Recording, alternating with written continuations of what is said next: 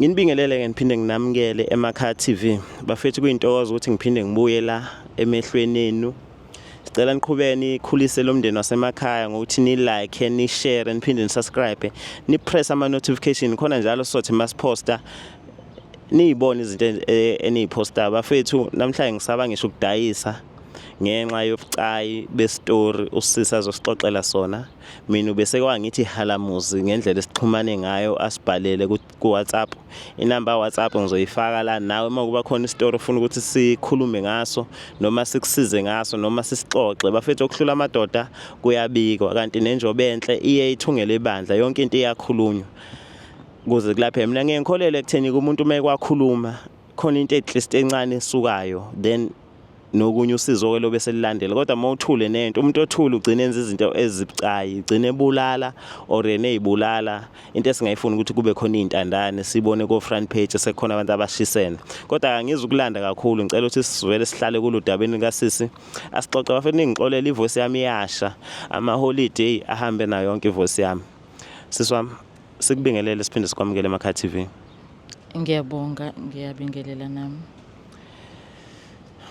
Abantu abaningi abahlala la eduze kwami bahlala ngeenkinga zabo ngokuhlukana kwazo. Umbukele emakhaya usejahile ukwazi ukuthi yini ekubeka eduze kwani namhlanje. Okay, ngize la ekhaya mina namhlanje ngizocela usizo. Ngingena emshadweni kanti ngingena emshadweni nomuntu orong. Yes, ngihlale naye lo bhuti lona ngathola ukuthi uthwele and ukuthwala kwakhe kudla izingane zami. Masihlala isisu siyachitheka. Okay. Noma sengiqalile ngathuka kodwa ngibona ngathi sesikha phezulu mhlambe umbukele ekhaya uzothanda ukuyazi ukusuka kwayo ukuthi nize nifike ekutheni nihlale ndawonye kwakwenze njani. Sicela nje usichazisele ngaye lo bhuti mhlambe nanokuhlangana kwenu nize nifike ekutheni nize nizalisana izingane ukuthi kwenzakalani. Okay, shuthi ibhuti sihlangane naye nje endaweni zawo zobumnandi bengusisi nje nami ngihlalela ngedwa uyithandela nice life. Ngiyiphumela with friends mhlawumbe sima clubini. One of the days ke siye eSandton kwenye yama club. Wang approacha kubhuti omuhle uyambona usebenza kahle ugqoke kahle uhamba ngemoto eright. Inkulumo yaqala khona lapho ke saqhubeka kwaze kwafika ekutheni sithandane naye. Eqhubekeni kwethu sithandana akhombise ukuthi impela uyimisele ngokuthi angishada ngenza unkosikazi. Sakhuluma ke savumelana impela wayovela nasekhaya yonke into nje yashesha. Kwashesha konke walobola wenza zonke izimfanelo sahamba sayobhala eHome Affairs. After that ke kwaqhubeka futhi isikhathi senza ke nomshado kemhlophe. Thatha ke saba nomuzi masabhabsi umkhulu umuzi nemaid yonke into iright nje nempilo imnandi ngiyakenjoya nje ukuhlala emzini omuhle nokuphathwa kahle engiphethe kahle umkhwenyana wami engenzela yonke into ebengiyiswele ngoba even emzini wethu ebesihlala khona bengingenzi lutho bekukhona ama maid nje akhona enza yonke into bengenzelwa yonke into ayikho kahle mina into ebengiyenza kulwamuzi. So ngokuhamba kwesikhathi ke umuntu egcizelela ukuthi umuntu oyithanda izingane. Fortunately ke ngihlala isisu sijabule sibe happy ukuthi sizothola umntwana. Igwiqiqi sekuphelile kanjalo futhi siyachitheka isisu. Angise kodokotela abaphezulu sihamba ama private clinics nama private hospitals nodokotela nje impela abaseqophelweni. Ngihambe khona bangisize futhi kuphinde futhi lento yenzeka iphinda kwaze but 4 or 5 times. Manje mangikhuluma naye umkhwenyana wami uthi ayibongeke engathi lento sifuna ukuthi sisukumele kakhulu ke manje na ebengisa abantu abakhulekelayo yebo appreciate nalokho kodwa manje ikhona into ebilokhu ithi kumina engathi singake sihambe siye kubona laba ama traditional ke siyothola usizo olunye lokho ke nje bekumelene kakhulu nakho ke shaya phansi ngonyawo ethi ngeke nje sakwazi ngoba yena umuntu okholelwa kumkhuleko, ukholelwa uNkulunkulu kakhulukazi. So lezo zinto lezo ziyaphikisana nenkolelo yakhe. Kwahamba kwaze kwangiphoqa ukuthi angihambe ngingamtshelanga ngintshontsha. Khona umngani wami owangithatha-ke wangisa kwinyanga thizeni. So mase sifika-ke kulo baba lo owayethi uzongisiza umngani wami, ayafika asho ukuthi no, mina anginayo inkinga enkulu ukuthi umuntu engishade naye uthwele plus uthwele ngenyoka, and ile nyoka mase sihlelile isisu kukhona isikhathi la engiye mina ngiyitshela ukuthi ngilele nayo umyeni wami kanti sengilele nale nyoka. Njalo makuwukuthi sifikile le nyoka yazolala nami sekukuphela-ke kwesisuke lapho isihambile-ke ingane. Leyo nto iyenzeke iyaphindelela, and okuwangishaqisa kakhulu ukuthi kanti futhi le nyoka ikhona khona la endlini kulo muzi engihlala kuwona kwenye yama-room avalwayo, ngoba vele mina lo muzi mkhulu ama-room wonke angiwangeni wonke ngoba kunama-maid la ekhaya. And ngatshela ukuthi hhayi-ke ungayihluphi ngalutho, wena nje okwakho ukuthi uthathe ikhadi, nike i-black card ngiyoswipe nje noma ikephi la ngifuna ukuya khona, ngibuye nje relaxela ekhaya ngilinde yena nje umyeni wami kuba ukuphela. Yeah.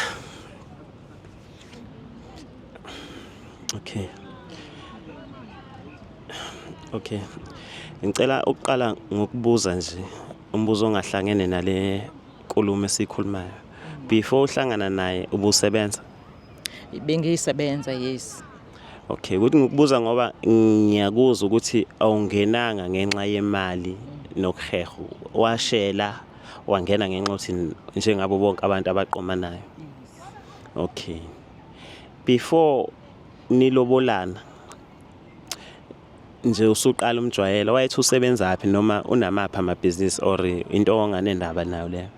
Yes, yena because into ngempela yangifaka interest kakhulu kuyena, ube umuntu wamabhizinisi ezinami ngisemabhizinisini ngisakhula ngisacathula. So ngambona ukuthi yena usegxilile kakhulu kumabhizinisi eproperty kakhulukazi, nalawa amanye-ke amancane kodwa into angeni kuyona kakhulu ilo kwi-property. So ngabona ukuthi uzongikhulisa lo muntu lo. Lokho-ke kwangenza ukuthi ngibe interested more kuyena. Okay, ukuthi khona iphathi engicathi sikhohliwe okwayibalula usasibhalele. Umfolo owakuliphi? Wase-Nigeria yena. Okay. Mani hamba cause ukuvezile ukuthi yena mayixoxa kuwe uthi ingane uyayifuna. Engcine ngifound out ukuthi kodwa egcineni uyazi ukuthi kunento yakhe edla ingane futhi. Mani yako private doctor naniya ngome yokuklina noma beyokusiza ukuthi uphinde ubambe futhi? Hayi, ngangiya khona ngoba ukuthi bangikline nje sibe right isibeletho sami, futhi again ukuthi ngikwazi benze sure ukuthi ngikwazi ukuthi ngiphinde ngibambe futhi, ngoba yena ubegqizelela ukuthi ingane uyayifuna uyayithanda ingane. Ukuthi mawuyibeka kanjalo ngifikele umqondo ukuthi uyakulutha ekutheni ulokhu uqhubeka ubambe, because mezothi umuntu ingane ngiyithanda bese uyamitha bese sichitheka bese ekhiphela imali uthi yeko doctor bazokuklina bephinde bekwenza ukuthi isibeletho sakho sibe ready ukuthi sibe fertile. Uyazi vele ukuthi maduzane fanele ephinda sibeke isisu khona futhi inyoka yakhe izokhona ukuthi kushuthi uyazi ukuthi idla after how long. Okay. Ukuthi istory sinje yebo yesakho, kodwa ngifuna ukuthi nomunye umuntu ongayithola esesimene esifanayo exwayiseke before wazi about ama-dodgy dealings zakhe ukuthi mhlawumbe unenyoka and stuff. Ikhona into oyinothisa edodgy ngaye or wawuyibonela uperfect guy or nawe waweqiwe uthando? Ngingasho ukuthi nje ngangibona nje umuntu operfect mina. Ngangibona umuntu operfect osebenza nje straight, into zakhe ziqondile, ngoba khona siyabaza abantu bala ngaphandle ukuthi banento eziningi, because mina into engangigade kakhulu kuyena ukuthi mhlawumbe khona nento yama drugs, kodwa ngabona hayi unamabhizinisi legit. So ihlo lokunaka lokho okunye okuseceleni ngangakunakisisi kakhulu. No siswami, ngiyakuzwa futhi ngiyakuqonda lokho. Kuye kuthiwa abantu abahlolayo abantu bamanga. Yes. ngabe waya kumuntu oyedwa wakutshela lento wamkholwa noma into nawe after lo esekutshelile usuyayazi inyoka ukuthi ihlala kulephi room ngoba phela akusiyonke into ekhulunywa zinyanga nezangoma eyiqiniso.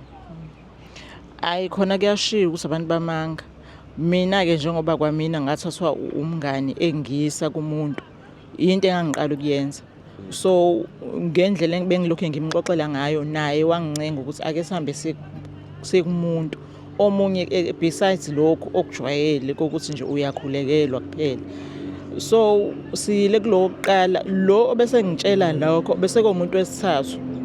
So ngase ngiyakholwa ukuthi hayi ngempela and lo wesithathu wavele wakusho wakubeka kwacaca ukuthi kunenyoka futhi sendlini. Laba abanye bebesho ukuthi kunezinto ezidoje ezenziwa umyeni wakho awukhulume naye. So ngisabeke mina ukuthi ngimconfront ngaleyo nto ukuthi ngizomqala ngapi. So ngahamba ngaze ngafika kumuntu wesithathu owavele nje wangitshela nje straight ukuthi into isukephi yafikaphi iyapi and yena usayimisela ngokuthi aphinde alokho eqhubeka nje engihambisa kodokotela ngibuye ngizale ngoba vele lento iyona akhula ngayo amandla akhe iyona athola ngayo umnotho. So nje mina ngifuna ngiloke ngiqhubekile. Okay. Ngifuna ukunderstand ubucayi bokuthi mhlambe uma ungafuna i-divorce ngokwakho nje uyicabangela ukuthi ngifuna i-divorce engayamukela kanjani leyo nto leyo. Yena umuntu onesikhwele kakhulu. Umuntu onesikhwele ngoba njengoba kade ngisho nje ukuthi mina ubeka caca ukuthi akafuni ngenze lutho. Uma ngihamba ufuna ngihambe nabantu abaziyo. Akwazi ukuthi mangabe ngangithola ngithole kubona. So nale divorce angazi umuntu nje ovela athathele izinto phezulu. Kodwa mina sengibone kahle ukuthi kahle kahle ufuna ngiphume kulo mshado ngoba kuzophela mina.